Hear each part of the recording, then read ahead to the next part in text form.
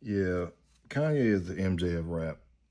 I mean, at this point in his career, being that rap is a young man's sport, the fact that he broke the record for the largest stadium performance with 118,000 tickets, and on top of that, you know, the performance level, quality, yeah, yeah, Kanye is the MJ of rap. Yeah, he's the MJ of rap.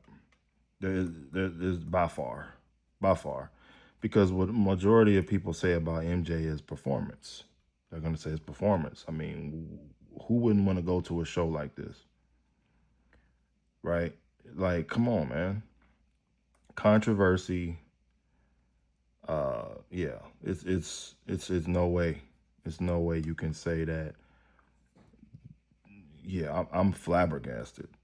I mean, after everything this dude said, you know, and he's still selling out like this, like that's insane levels of fan base cultivation, marketing on point, focusing on the art, not focusing on being number one.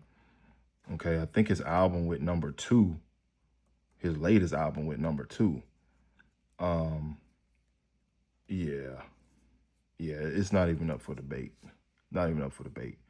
You guys can go listen to some of these, these tracks.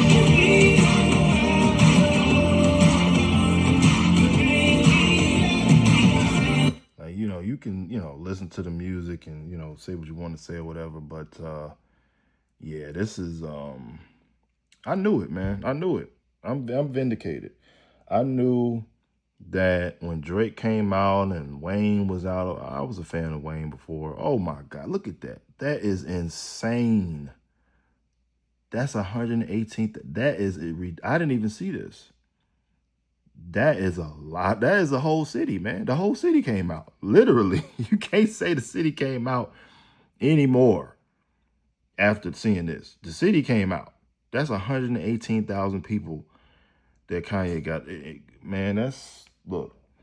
Again, I'm vindicated. I remember when Drake came out, and again, I was a fan of Wayne and all this stuff.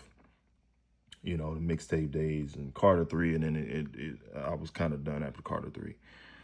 But everybody was on Drake, and I'm just so vindicated, man, because he's been corny. He's been corny for forever. He got some cool songs, but his brand is about being cool. It's about, being liked. You're not going to be liked and do this here. You're going to have some people that hate your guts. They can't stand you to get to this level here. Okay? You have to be on the right side of history to do stuff like this. Like, and the fact that I believe that this is a Muslim's country, I think that's another aspect to why they support him because of what he said. Okay. But, you know, at the end of the day, um, being cool doesn't mean that you're gonna win long term because you have to maintain being cool. And a lot of times you go through stuff that isn't cool. Okay. You go through stuff that you're gonna be totally embarrassed and it's gonna stick with you. And you just gotta eat that. But then you're going to have things that you're going to stand up for and believe in that people are not going to agree. And you're going to have instances where, he couldn't even get a stadium. He couldn't even do a tour. He hasn't done a tour in the United States since 2016. He did a show in LA early this year, back to back, sold out, 70,000 people.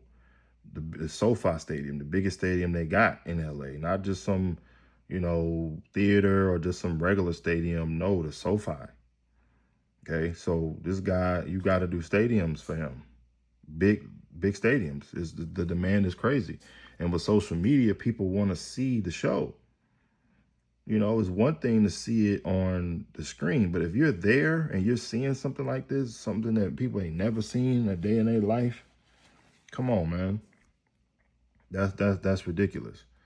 Okay, so yeah, he's the MJ of rap. He's definitely over Jay-Z at this point. There's no debate at all. Jay-Z can't do a concert this magnitude.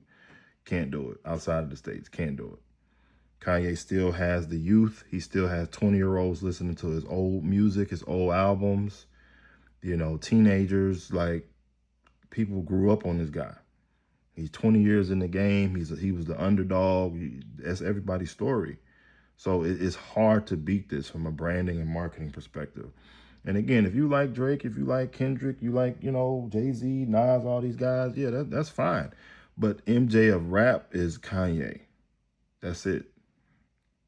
That's it. That's all. Peace.